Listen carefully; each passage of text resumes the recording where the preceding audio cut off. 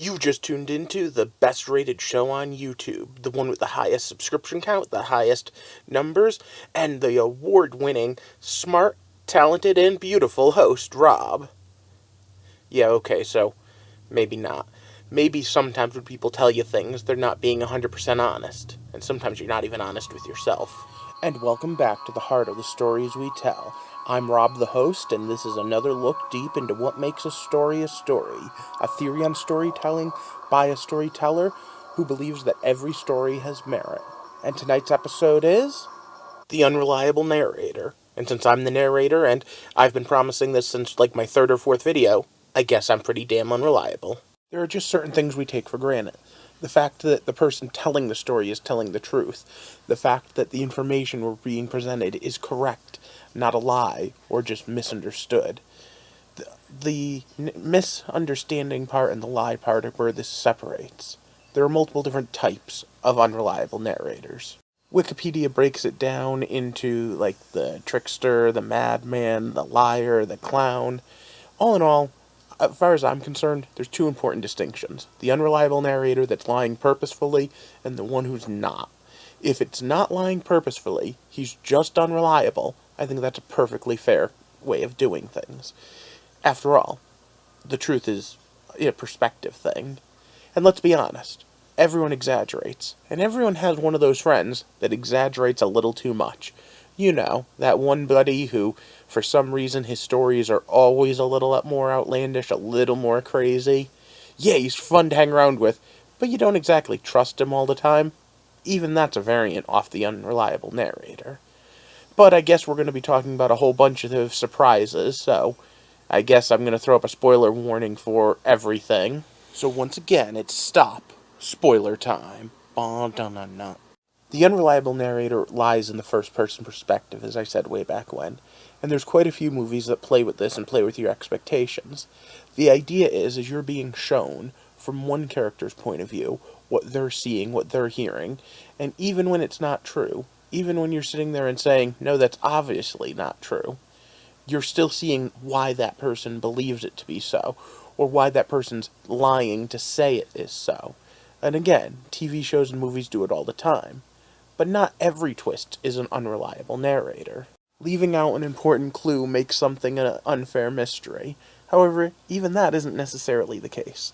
The Sixth Sense, everything you learn is true. No one's deceiving you.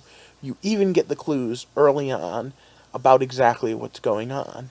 Now, it's still a mystery, but it's not an unreliable narrator. At no point do they lie to you. They don't tell you Bruce Willis is still alive. They just show you things and make you think that way.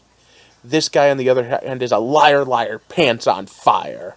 Certain point of view, my ass. This is a lying, unreliable narrator. He narrated the story, he purposely left out details like, oh yeah, he is your father, because he didn't want him to know it. And another liar, but another unreliable narrator that dropped clues. And let's be honest, the greatest trick anyone ever pulled would be convincing someone they didn't exist. Now, where The Unusual Suspects is a great movie version, 3 book series that I covered not too long ago all have first-person point of views that follow one main character that are somewhat unreliable. Now, I'm not calling the Harrys liars, but everything is seen from their point of view. Harry Potter's just a kid, he misunderstands things. Harry Dresden's an idiot who misunderstands things. And Harry Keogh is in a world of really batshit crazy stuff. Let's talk about Dresden. He's one of my favorite of them. Because the books are done entirely from his point of view, there's lots of times where we miss out on details. And some of it is fun, and some of it is a clue. In fact, if you go on the message boards, there's an entire series of people that think that Harry's been time-traveling since the beginning, well, since the end to the beginning, and as such, all sorts of things are misconstrued. And all of that from just 1 or 2 little clues. Maybe there's some tinfoil hatting there. One of my favorite issues of his story is a book where you spend the whole book in his head thinking that something's the matter. His friends are out to get him. His friends aren't helping him. Why are his friends acting so weird? Until Michael asks him, one of his friends, the most important question in the book. Harry, where's your blasting rod? And from that moment, we find out someone messed with Harry's head. Someone has been screwing with Harry the whole time. And I won't ruin it any more than I already have, because it's an awesome scene where everyone goes, hey, wait, everything we've seen in this story could be up in air. We could be totally seeing different stuff. And again, he makes mistakes all the time. And they're mostly honest ones, although sometimes he's a dumbass. And because of that, because he's the one telling us the story, because we're getting it from his point of view, he's an unreliable narrator.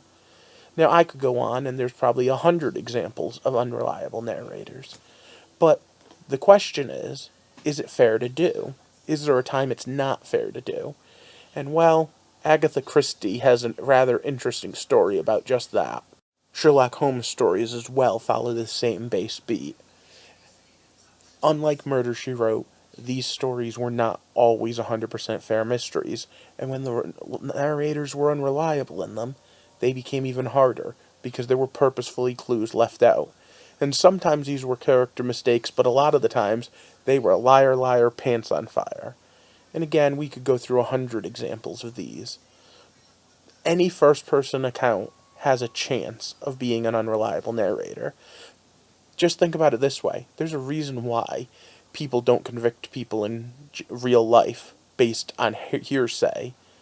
And there's a reason why, when books or TV shows change points of view, we sit there and go, wait, what are they trying to get at? The Vorlons of Babylon 5 have a saying, the truth is a three-edged sword, which I always took to mean it had your side, my side, and somewhere in between was the blade that could cut both ways.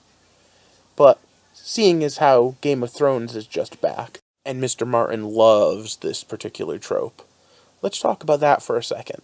Let's talk about the fact that as a little kid you might see something one way, where maybe you won't remember it as well when you're an adult. Or maybe a woman sees it differently than a man. Or maybe in one chapter we find out that the little people are in trouble, and in another we find out someone dies, but it wasn't really them. So then they get the next point of view chapter. Or maybe just someone that's batshit crazy is the only point of view.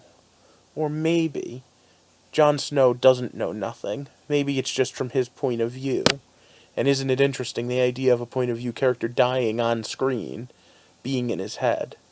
Or what about someone who's being tortured, someone who's being manipulated, someone who's looking for a friend, someone who's lost, someone who has magic powers? What if you're looking through all of their eyes at different points and seeing the story differently? How different is the story when it's Reek or when it's Theon? Now, in my own writing that I'm trying to sell, I use that a lot too. I love the unreliable narrator. And I spelled out a lot of the reason why in my protagonist and antagonist video. Specifically the idea that sometimes someone's a villain, but sometimes from their own point of view they're the hero of their own story. What's the difference between a hero and a villain? Well, whose point of view you're in a lot of the times. It's also a trick writers can play on the readers, the watchers, whatever, the audience.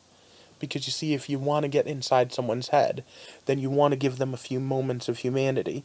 And once you do that, you can make everyone sit there and go, hey, wait, maybe he's not so bad. Maybe there is some reason to kind of root for him, some reason to give him the benefit of the doubt.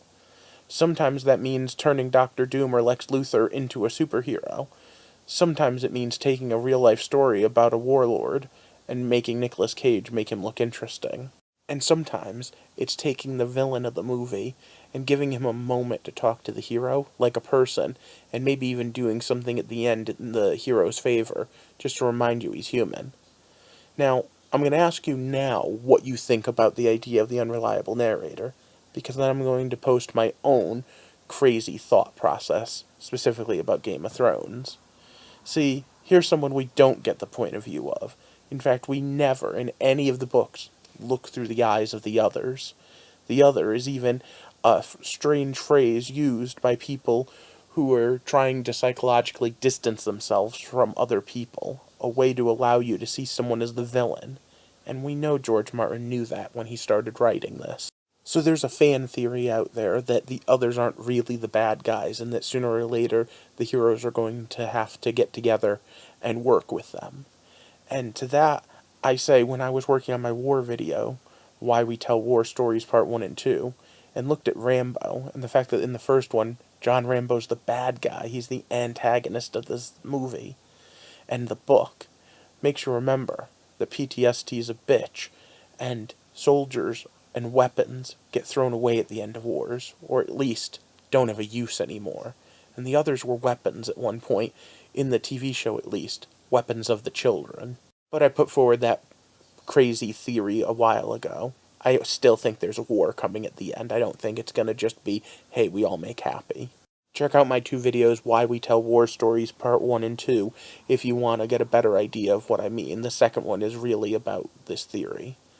But all in all, leave a comment down below if you think that this crackpot theory deserves another video, or just to congratulate me on finally getting this out there. I'm trying to build a community here, so hit that like button, share this video, and subscribe to the channel, enable alerts. We should really all be talking, and I'd love to hear your thoughts on this and other subjects. Let's try to see if we can't find a way to figure out why we tell stories, how we tell stories, and maybe even while we're doing that, review some really good ones and some really bad ones. I hope you enjoyed this, and thank you for taking the time with me as we walk through the heart of the stories we tell.